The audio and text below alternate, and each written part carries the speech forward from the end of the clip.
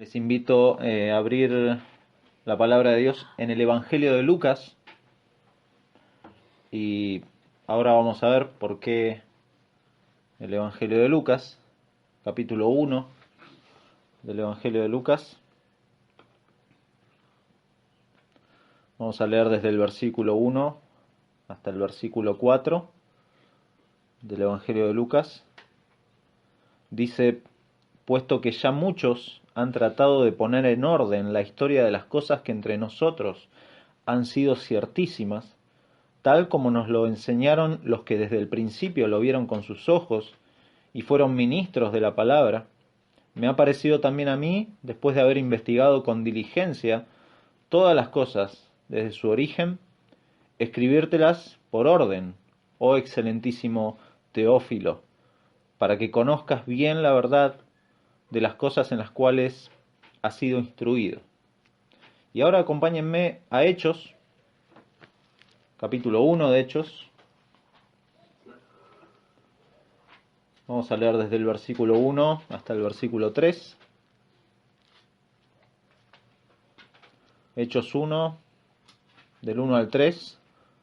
Dice: en el primer tratado, oh Teófilo, hablé acerca de todas las cosas que Jesús comenzó a hacer y a enseñar, hasta el día en que fue recibido arriba, después de haber dado mandamientos por el Espíritu Santo a los apóstoles que había escogido, a quienes también, después de haber padecido, se presentó vivo con muchas pruebas indubitables, apareciéndoseles durante 40 días y hablándoles acerca del reino de Dios.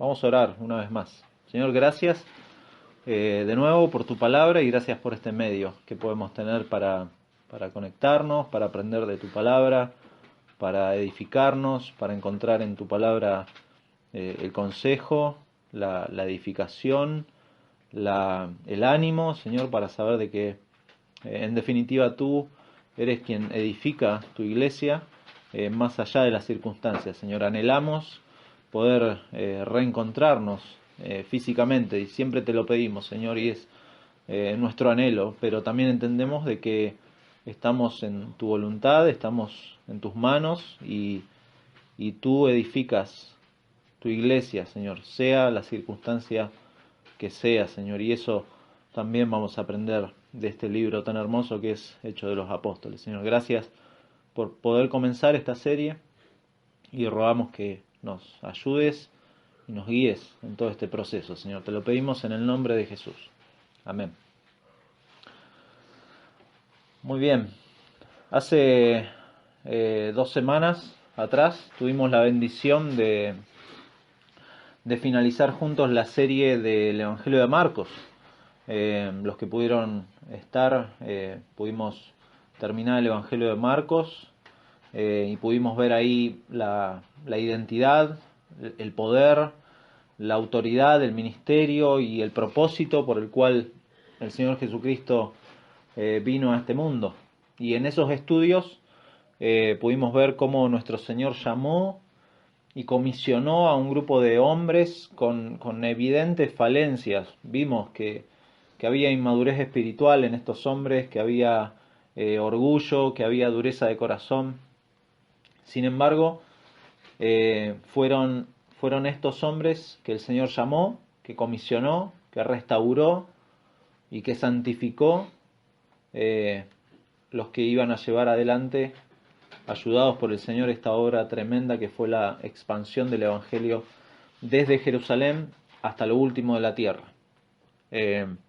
Visto desde esta perspectiva, entonces podemos ver que de principio a fin la obra es del Señor, llamando a estos hombres, enseñándoles a estos hombres, corrigiéndolos, restaurándolos, comisionándolos nuevamente y dándoles finalmente el Espíritu Santo para cumplir una obra demasiado grande que humanamente era imposible realizar, dado el contexto que hemos visto ya del Imperio Romano, bajo circunstancias desfavorables, desde un rincón del mundo romano, un rincón que era sumamente problemático y que nadie pensaría que un grupo de Galileos que no tenían estudios, que no eran grandes doctores, un grupo de galileos con dificultades para relacionarse aún entre ellos, iban a lograr lo que nos llega a nosotros. Porque gracias a Dios, el Señor usó estos instrumentos con tremendas limitaciones para que a nosotros hoy nos llegue el Evangelio. Es increíble, pero la iglesia desde el punto de vista humano no tenía un mínimo porcentaje a favor para pensar que íbamos a llegar con vida a este siglo XXI. La iglesia ha sido la prueba indubitable de que el Señor obra de maneras increíbles. La iglesia sabe que quien ha edificado esta obra de principio a fin es el mismo Señor de la iglesia, no han sido los hombres. El Cristo resucitado, sentado a la diestra de Dios, ha sido quien le ha dado el poder a la iglesia para poder llevar adelante esta tremenda empresa que es el llevar el Evangelio hasta lo último de la tierra. Jesucristo es quien tiene todo el poder y quien tiene toda la autoridad para comisionar a sus discípulos y para finalmente decirles, por tanto, id y haced discípulos a todas las naciones, bautizándoles en el nombre del Padre, del Hijo y del Espíritu Santo. Esa fue la gran comisión. Y Hechos de los Apóstoles, que es lo que vamos a comenzar hoy, es justamente la continuación de esa obra de Dios. Por eso lo tenemos que ver así. En forma soberana nuestro Dios llamó a esos hombres para darles este encargo de continuar la obra que Cristo comenzó, llevando el mismo mensaje. El mensaje no ha cambiado, el mismo mensaje que nuestro Señor predicaba es el mismo mensaje que estos hombres llevaban adelante. ¿Cuál era ese mensaje? Y lo vimos en alguna ocasión. Marcos 1.15 dice: el tiempo se ha cumplido, el reino de Dios se ha acercado, arrepentíos y creed en el Evangelio. Ese es el mensaje del Evangelio. Arrepiéntanse y crean en el Evangelio. Entonces es natural ver este libro, y esto es parte de la introducción, es ver esta continuación de la narrativa de los Evangelios. Hay un autor, F.F. Bruce, que habla y dice acerca de Hechos que este libro desempeñó un papel indispensable al relacionar las dos colecciones entre sí, la colección de los Evangelios y la colección de las cartas del Nuevo Testamento. En cuanto a la colección del Evangelio, Hechos conforma su continuación natural, ya que fue desde el principio la continuación apropiada a uno de los 4 documentos. Por eso leímos Lucas, el tercer Evangelio de esa colección. En cuanto a la colección paulina, o sea, lo que viene después de Hechos, las cartas de Pablo y las demás cartas, Hechos provee un trasfondo narrativo sobre el cual se entiende más fácilmente varias de las cartas que forman. Dicho de otra manera, Hechos de los Apóstoles es el contexto que necesitamos para entender mucho de lo que Pablo escribe. Porque es exactamente el contexto de Hechos de los Apóstoles, el contexto histórico y cultural en donde se escribieron las cartas que Pablo va a escribir después. Justamente después de Hechos. Imagínense, por un momento, están leyendo el Evangelio de Juan y terminan el Evangelio de Juan en el versículo 24 del capítulo 21 y dice: este es el discípulo que da testimonio de estas cosas y escribió estas cosas y sabemos que su testimonio es verdadero. Y hay también muchas otras cosas que Jesús hizo, las cuales si se escribieran una por una, pienso que ni aún en el mundo cabrían los libros que se habrían de escribir. Amén. Y de golpe saltan directamente a Romanos. Pensarían, y serían preguntas completamente válidas, es cómo llegaron los apóstoles a conocer a estos hermanos. ¿De qué manera podemos hacer la conexión? ¿Cómo llegaron a fundarse las iglesias que se mencionan en las cartas del Nuevo Testamento? ¿O qué idea tenemos de las personas que se mencionan en las cartas? ¿Cómo? ¿Quiénes son estos colaboradores? Serían preguntas obviamente lógicas y serían preguntas válidas, y gracias a Dios, Hechos de los Apóstoles ayudan a responder muchísimas de esas preguntas. Hay otro autor, Gordon Fee, que habla acerca de Hechos y dice que es un libro de fácil lectura, pero tiene ciertas dificultades a la hora de estudiarlo. Y muchas veces se ha tomado justamente Hechos de los Apóstoles para hacerle como una lectura restauradora. O sea, viendo la iglesia primitiva como norma para restaurar, como un ideal, y muchas veces yo mismo lo he dicho y muchas veces lo hemos dicho, queremos ser como la iglesia de Hechos en tal y tal cosa. Y lo que hay que considerar con muchísimo cuidado es que no todas las enseñanzas de Hechos que parecen claras son claras realmente para todos. Y eso es lo que vamos a tratar de intentar ver un poquito en esta introducción de hoy. Posiblemente sea la falta de precisión en la interpretación sobre hechos, ¿no? Lo que nos hace tener cierta dificultad a la hora de leer Hechos de los Apóstoles. Y lamentablemente, sobre Hechos de los Apóstoles es que se han dado la mayor cantidad de divisiones dentro de la iglesia. Y por eso es importante tratar de ver en su contexto y ver realmente cuál es el propósito de Hechos de los Apóstoles. Por ejemplo, y podemos revisarlo y lo vamos a ver a lo largo de Hechos, prácticas como el bautismo de infantes, las formas de gobierno en la iglesia, cuestiones de la liturgia, cuestiones de los alimentos, o incluso cuestiones acerca de, que lo hemos visto en Marcos, de la manipulación de serpientes, y alguno se va a sonreír sobre esto, lo vamos a ver en Hechos de los Apóstoles, pero son cuestiones que han generado cierta confusión y división en la iglesia, lamentablemente a través de la historia.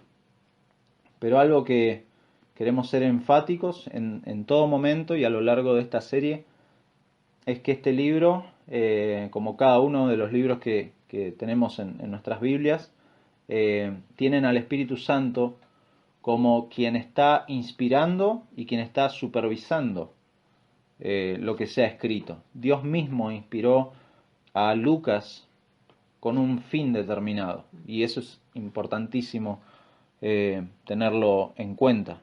Entonces, de ahí que es necesario tener cuidado de no tomar livianamente el libro de Hechos de los Apóstoles de forma devocional, como muchas veces se ha hecho, buscando saber cómo era la iglesia de aquel tiempo, buscando modelos o buscando cosas que inspiren nuestra vida, la vida de la iglesia o incluso la vida personal, cuando en realidad el propósito de Lucas y el propósito de Dios inspirando a Lucas era otro, era completamente otro. Muchas veces somos como selectivos a la hora de leer la Biblia, y con Hechos de los Apóstoles nos pasa eso, y nos saltamos cuestiones históricas y cuestiones cronológicas, tomamos discursos o tomamos frases fuera del contexto inmediato del texto e ignoramos completamente el contexto obviamente cultural.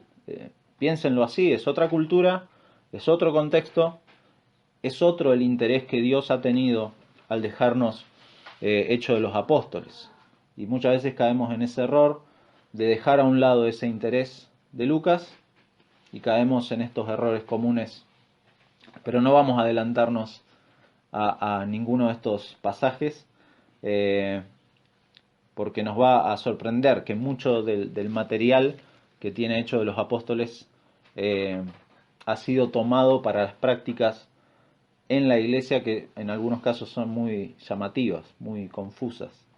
Eh, sin hechos, sin hechos de los apóstoles no podríamos entender mucho de lo que los apóstoles van a escribirnos luego. Y es una transición necesaria.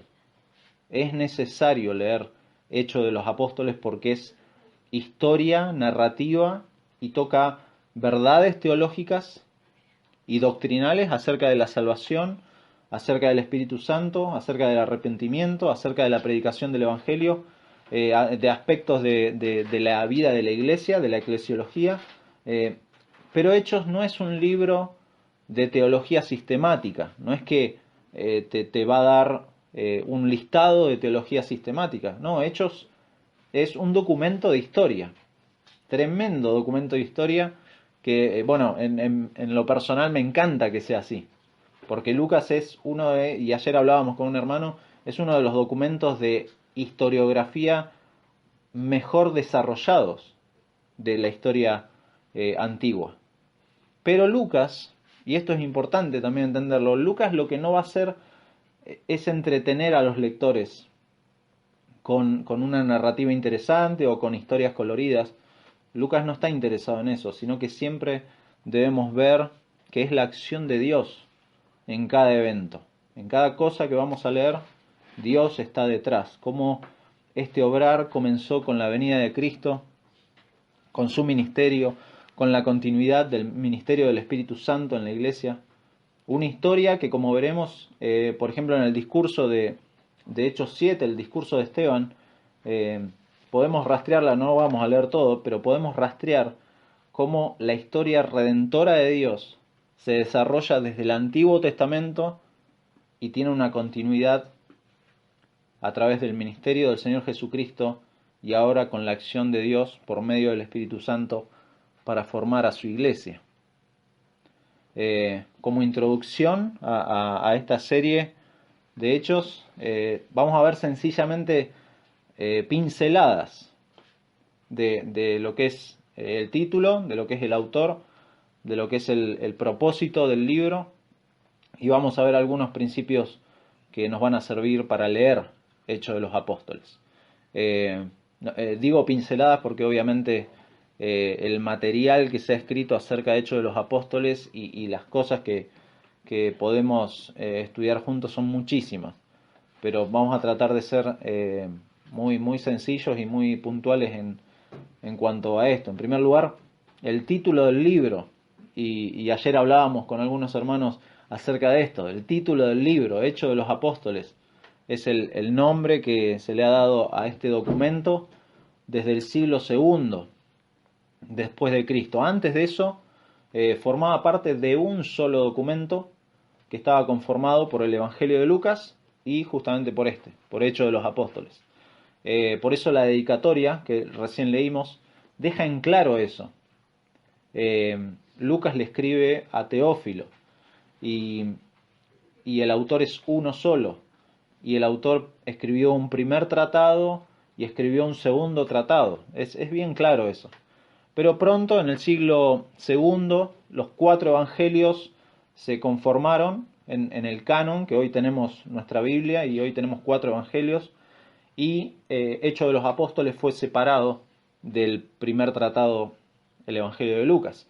Y en esa misma época también se estaban compilando las epístolas, las cartas de Pablo, las cartas de Pedro, las de Juan, se estaba conformando el resto del Nuevo Testamento. Entonces, naturalmente, Hechos de los Apóstoles lo que pasó a ser es una transición, como dijimos recién, conecta las narraciones de los evangelios con las enseñanzas del resto del Nuevo Testamento. Y el hecho de que los llamen los Hechos de los Apóstoles es muy llamativo porque está relacionado con los primeros conflictos que hubo en la iglesia acerca de una secta que se llamaban los marcionitas. El nombre era por su líder, que se llamaba Marción, y Marción lo que ponía en duda era la autoridad y la autenticidad del resto de los apóstoles. Él creía que solamente Pablo era fiel a lo que Jesús había enseñado y el resto no lo tenía en cuenta. Entonces ahí fue indispensable hacer un énfasis especial en este documento y este título, Hechos de los Apóstoles. ¿Por qué? Porque obviamente el Señor había obrado por medio de estos hombres y les había dado la autoridad y el poder para llevar adelante lo que fue la iglesia en los primeros siglos. De nuevo, cito a Bruce, que hace una descripción clara de este conflicto. No lo vamos a leer, pero quien quiera tener un panorama mucho más amplio acerca de cómo se formó el canon de las escrituras, es muy interesante, y es muy interesante ver cómo se dio origen al nombre de este libro, Hechos de los Apóstoles. Sin embargo, y esto también es muy interesante, a lo largo de la historia la mayoría de los comentaristas consideran que el título no le hace honor realmente a quien es el actor principal del libro de los Hechos de los Apóstoles. El personaje principal de Hechos de los Apóstoles es Dios mismo. Es Dios mismo. Dios mismo por medio del obrar del Cristo resucitado, enviando al Espíritu Santo y viendo cómo ese accionar de Dios se puede ver a lo largo de todo el libro de Hechos.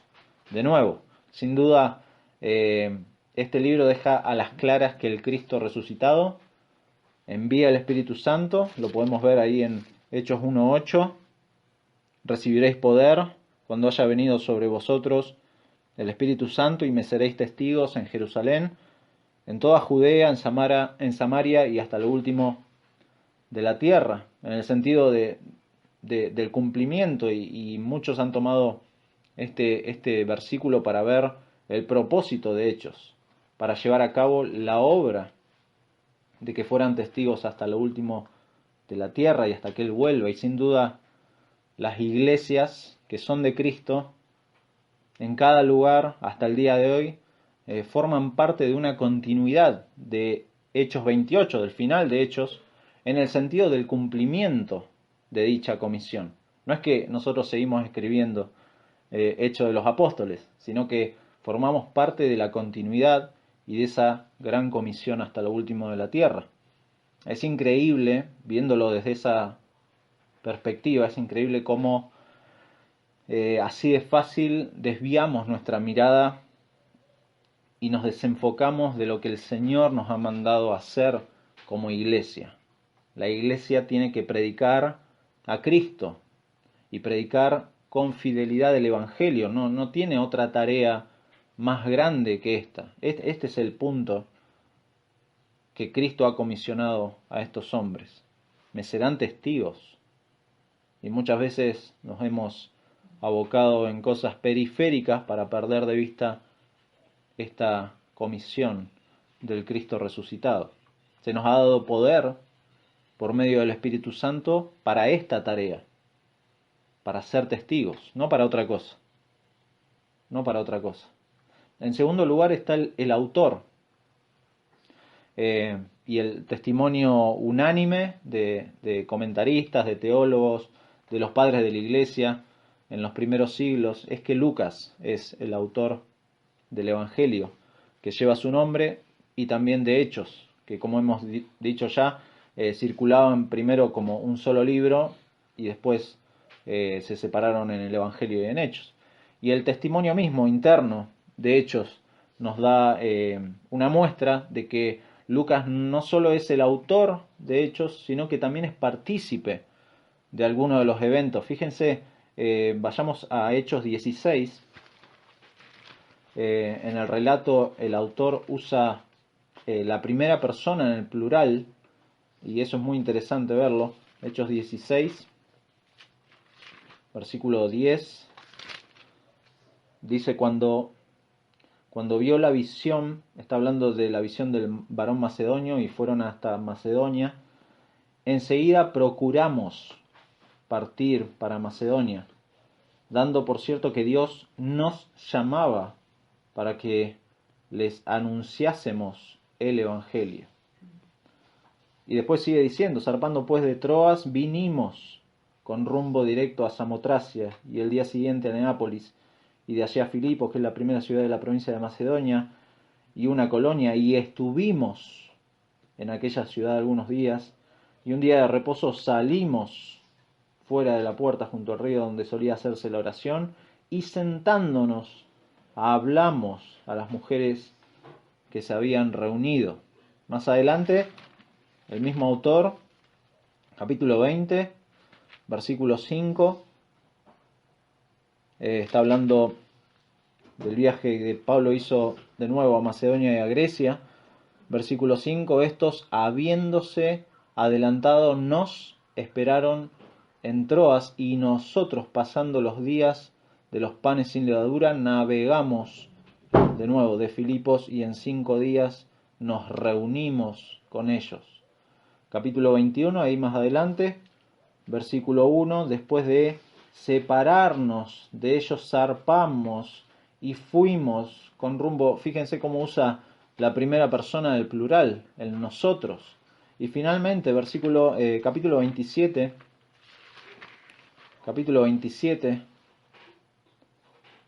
este es un poco más largo, pero solamente para ver, versículo 1 dice, cuando se decidió que habíamos de navegar para Italia, entregaron a Pablo y a algunos otros presos a un centurión llamado Julio de la compañía Augusta.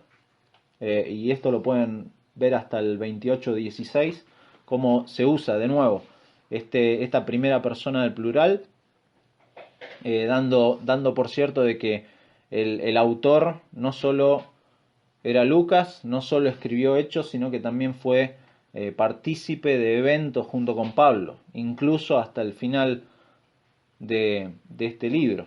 Si el autor fuera otro, y algunos han puesto en duda esto, si el autor fuera otro y hubiera buscado falsificar la autoría, sin duda hubiera elegido otro personaje.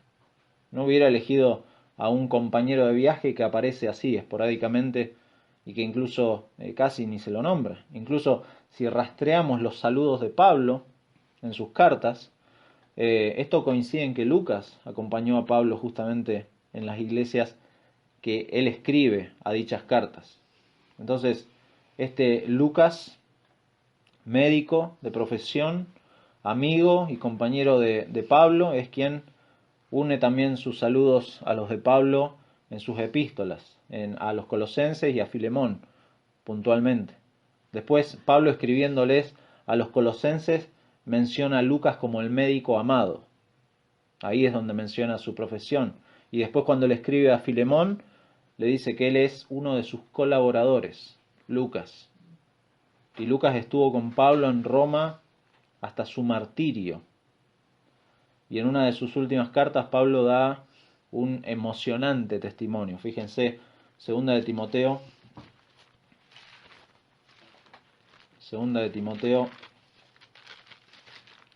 capítulo 4, versículo 5.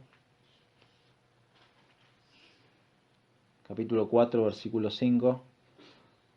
Pablo le escribe a Timoteo y le dice a Timoteo, pero tú sé sobrio en todo, soporta las aflicciones y haz obra de evangelista, cumple tu ministerio, porque yo ya estoy para ser sacrificado, y el tiempo de mi partida está cercano. He peleado la buena batalla, he acabado la carrera, he guardado la fe, por lo demás me está guardada la corona de justicia, la cual me dará el Señor juez justo en aquel día, y no solo a mí, sino también a todos los que aman su venida. Procura venir pronto a verme, porque Demas me ha desamparado amando este mundo, y se ha ido a Tesalónica. Crescente fue a Galacia y Tito a Dalmacia. Solo Lucas está conmigo. Toma a Marcos y tráele contigo, porque me es útil para el ministerio. Solo Lucas estaba con Pablo en esos últimos momentos de estar en Roma y de ser próximamente martirizado bajo el gobierno de Nerón. Entonces este es Lucas, autor, pero también participante de este ministerio y de este obrar de Dios en la iglesia por el poder del Espíritu Santo para llevar adelante un solo objetivo, que era ser testigos hasta lo último de la tierra. El propósito, en tercer lugar, de este libro maravilloso que es Hechos de los Apóstoles, nos decía Hechos 1.1, que es el segundo tratado. 1.1, entendemos que es el segundo tratado porque dice: en el primer tratado, oh Teófilo, hablé acerca de todas las cosas que Jesús comenzó a hacer y a enseñar. Un segundo tratado de una obra más extensa, y nos ha servido de mucho ver el prólogo de Lucas. Lo leímos a propósito por eso, porque Lucas escribe a un tal Teófilo, quien la mayoría considera que es un creyente, posiblemente un nuevo creyente, posiblemente de cierto nivel social o con algún rango prominente, porque leímos recién en Lucas que Lucas lo llama oh excelentísimo Teófilo. Y esa palabra, oh excelentísimo, por lo general estaba aplicado a personas de un rango o de un nivel social importante. Entonces nos dice Lucas que es algo que evidentemente se estaba comenzando a compilar. Lo vimos ahí en Lucas 1 de nuevo. Muchos han tratado de poner en orden la historia de las cosas que entre nosotros han sido ciertísimas. Y obviamente muchos habían empezado a compilar las narraciones acerca del origen del cristianismo, desde la venida, desde el ministerio de nuestro Señor, y ahora con la expansión del Evangelio. Testigos oculares, testigos que habían visto las cosas, y luego que fueron encomendados por el Señor mismo. Ellos se encargaron de estos relatos. Y Lucas lo que busca hacer, y lo dice ahí, el versículo 3, me ha parecido también a mí, después de haber investigado con diligencia. Lucas investiga con diligencia lo que va a hacer. Una detallada investigación, posiblemente fruto también de su profesión como médico. No podía dejar al azar así detalles, y le escribe todo en orden a este Teófilo. ¿Con qué fin? Y fíjense ahí en el versículo 4, para que conozcas bien la verdad de las cosas en las cuales has sido instruido. Un propósito clarísimo en un contexto que, como vemos en diferentes cartas del Nuevo Testamento, mostraba el surgimiento ya de errores y de desviaciones en las primeras décadas del cristianismo. Un propósito que a nosotros nos puede servir también de referencia. ¿Cuál es el objetivo cuando le predicamos el Evangelio a alguien? ¿Cuál es el objetivo cuando discipulamos a alguien? ¿Cuál es el objetivo cuando aconsejamos a alguien? Que conozcas bien la verdad. Ese debería ser nuestro anhelo, que conozcas bien la verdad de las cosas en las cuales has sido instruido. Y es el gozo de uno el poder instruir a alguien para que conozca bien la verdad y no sea engañado por la mentira. Ese es el objetivo que tiene en mente Lucas acá. Quiere ayudar a Teófilo a que conozcas bien la verdad en la cual él estaba siendo instruido. Entonces, Lucas no se va por la periferia.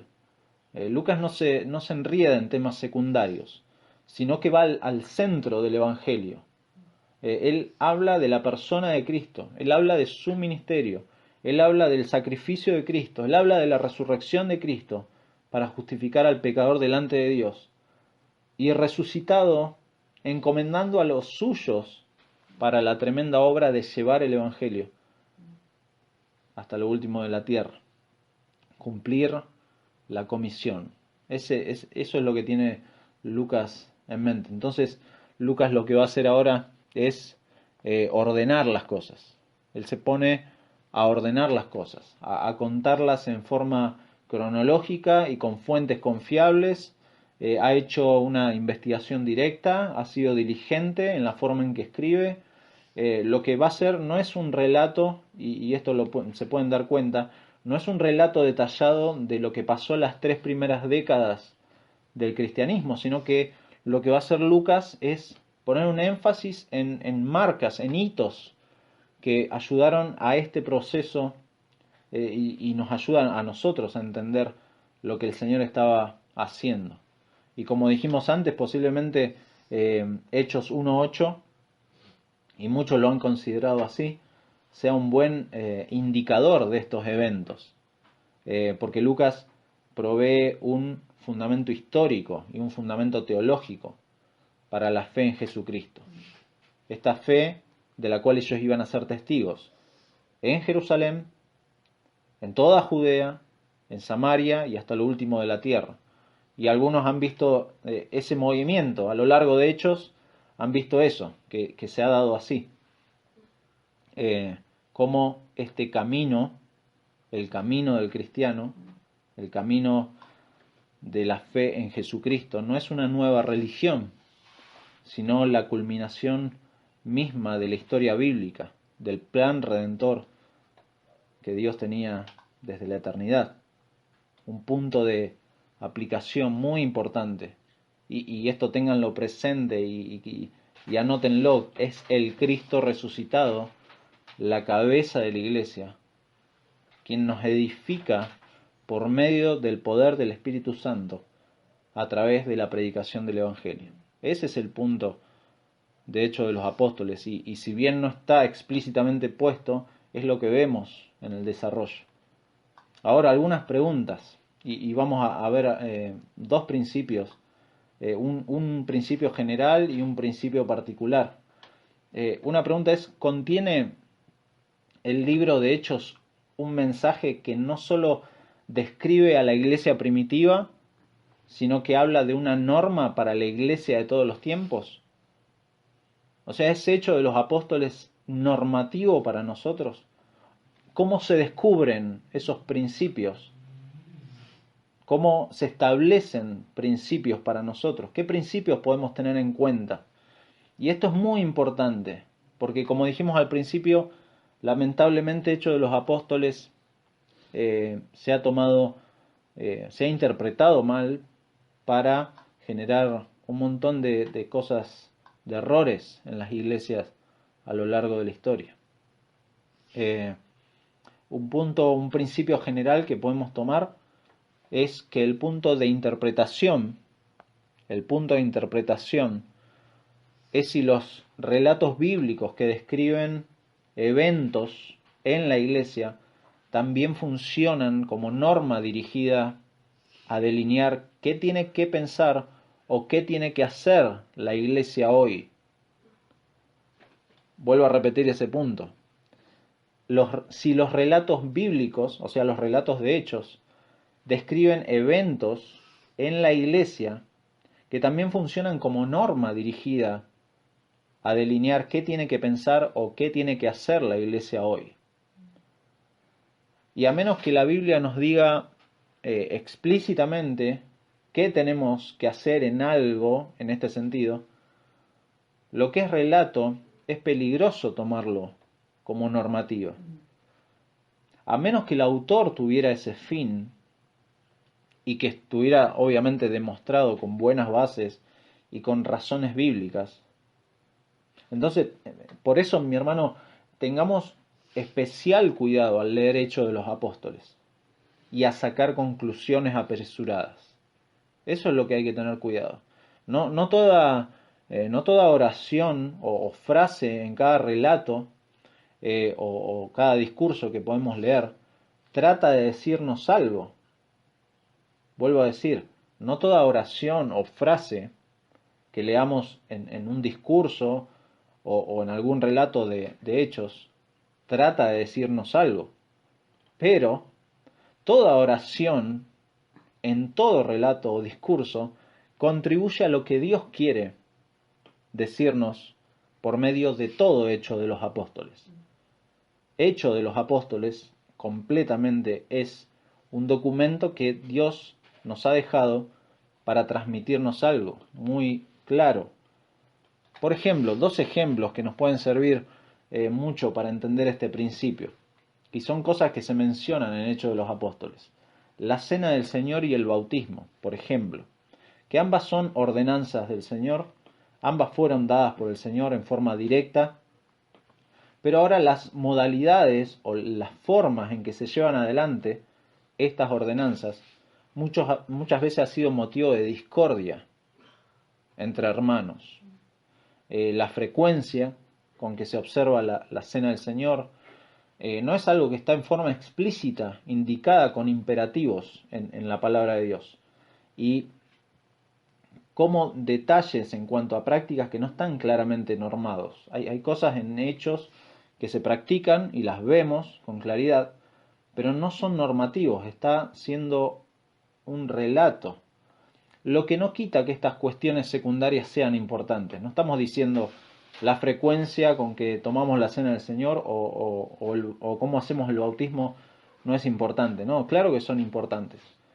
Pero lo que estamos diciendo es que en hechos donde la iglesia se está formando no hay nada que sea directamente normativo.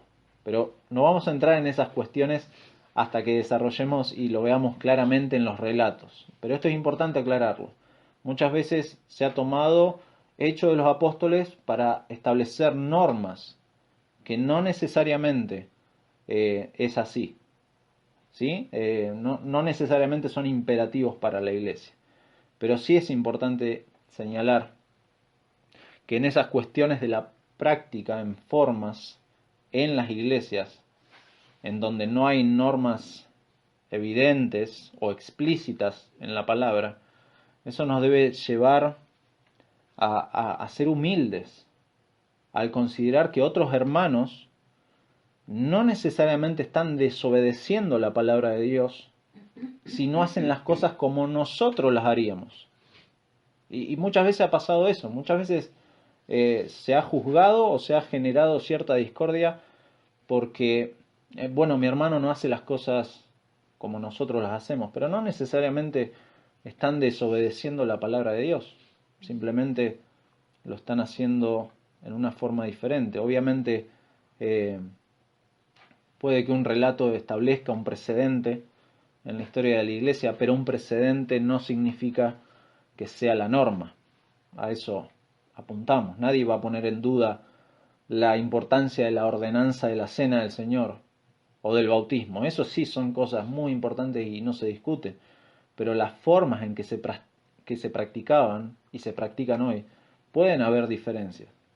Pueden haber diferencias que no nos hablan de un pecado explícitamente dentro de aquellos que difieren con nosotros en cómo lo practicamos.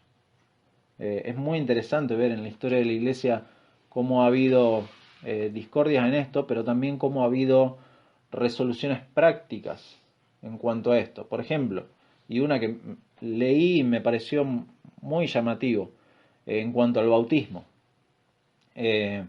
Porque lógicamente y por los relatos de la Biblia vemos que era por inmersión, por meter debajo del agua, por cómo Pablo describe en sus cartas que esto es una imagen de la muerte y de la resurrección.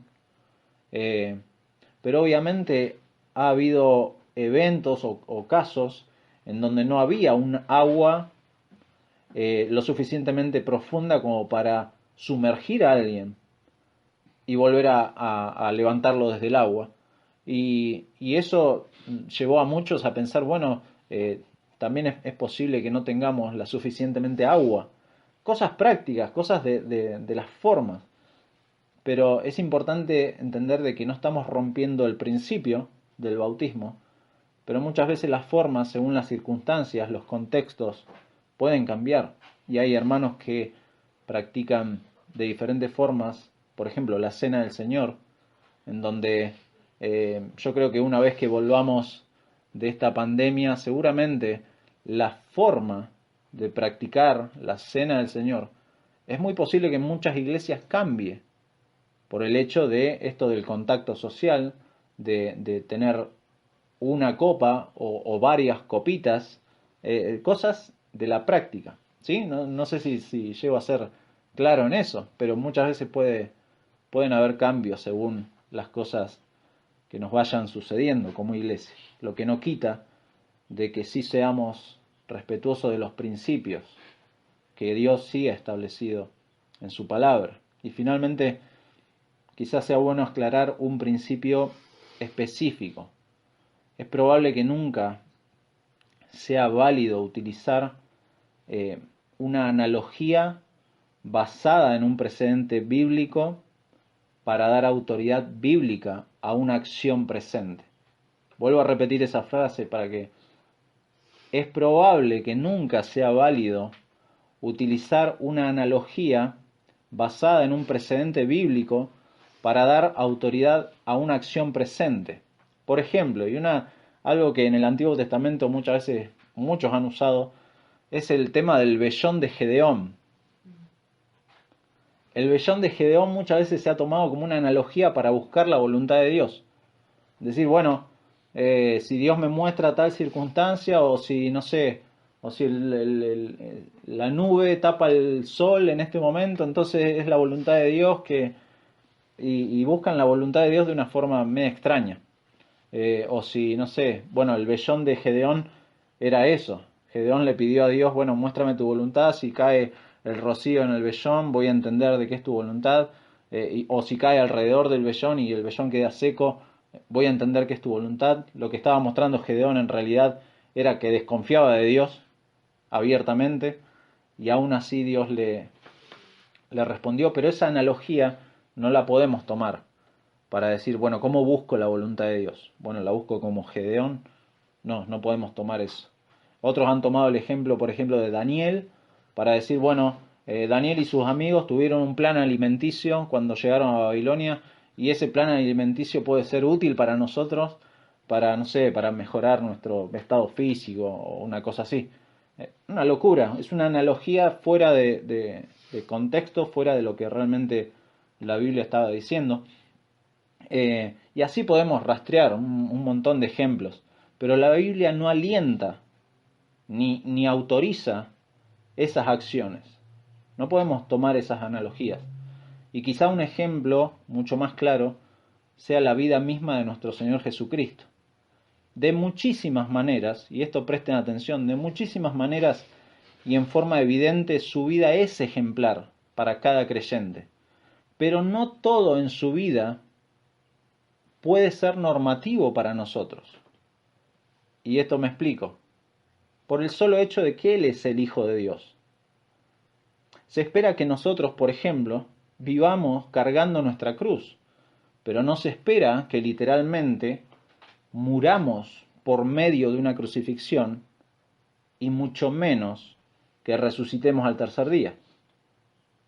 ¿Se entiende? Él es el Hijo de Dios. Él es el que realmente llevó la cruz. Él murió por el pecador. Él resucitó para justificar al pecador delante de Dios. Eso no es normativo para nosotros. Es solamente algo que Él podía cumplir. Solamente Él podía dar su vida. Y lo mismo pasa muchas veces. Por ejemplo, Hechos, y acompáñenme un solo ejemplo. Hechos, capítulo 7. El final del discurso de Esteban, en donde va a morir apedreado, versículo 60, y puesto de rodillas, clamó a gran voz, Señor, no les tomes en cuenta este pecado. Y habiendo dicho esto, durmió. Nos dice que Esteban se puso de rodillas y oró a Dios, clamando por el perdón de los que lo estaban ejecutando. Pero eso no significa que sea normativo que nuestras oraciones sean de rodillas. ¿Se entiende? En la Biblia podemos encontrar personas orando de rodillas, orando sentadas, orando con el rostro en el suelo, orando con las manos levantadas, y nadie pone en duda la importancia de la oración. Pero otra cosa muy diferente es cuando entramos en conflicto acerca de las formas en que tenemos que orar. Y eso es muy diferente. Y otro ejemplo muy conocido es Hechos 16:31, que también lo vamos a estudiar. Hechos 16:31, un versículo muy conocido en un contexto muy particular, donde dice, ellos dijeron, Pablo le está diciendo al carcelero, cree en el Señor Jesucristo y serás salvo tú y tu casa. Una conocida promesa que Pablo y Silas, encarcelados en Filipos, dirigen al carcelero que, entrado en pánico, preguntó cómo sería salvo. Se daba cuenta que toda la cárcel estaba abierta y todos los presos podían haber escapado y que su cabeza estaba en juego porque un solo preso que se le escapara a un soldado romano podía ser causa de su misma muerte. Entonces él preguntó, ¿cómo seré salvo? Y Pablo le responde esto: cree en el Señor Jesucristo y serás salvo tú y tu casa. Y en el contexto mismo del pasaje, después pueden seguir leyendo, se cumple esa promesa de Pablo al predicarse el Evangelio a la familia de este hombre. Pero esto no significa que sea norma prometida a cada creyente. No es una promesa a cada creyente. Y esto lo podemos ver claramente en muchísimos hombres de Dios y muchísimos pastores y personas consagradas totalmente, que posiblemente había un hijo o un familiar que vivía con ellos que no era cristiano, que no conocía al Señor y que al contrario era abiertamente rebelde contra las cosas de Dios. Eso es muy llamativo. Entonces, pisamos sobre terreno más seguro cuando el principio de la acción o del relato es enseñado con claridad en otras partes de las Escrituras. Por ello, veremos necesario muchas veces citar en ocasiones las enseñanzas de las epístolas para confirmar principios bíblicos que vamos a encontrar en Hechos de los Apóstoles. Esto es importante entenderlo a la hora de, bueno, voy a leer Hechos de los Apóstoles y voy a encontrar estas cosas, son principios o no son principios para mí, cómo establezco esto, cómo lo veo en el resto del Nuevo Testamento.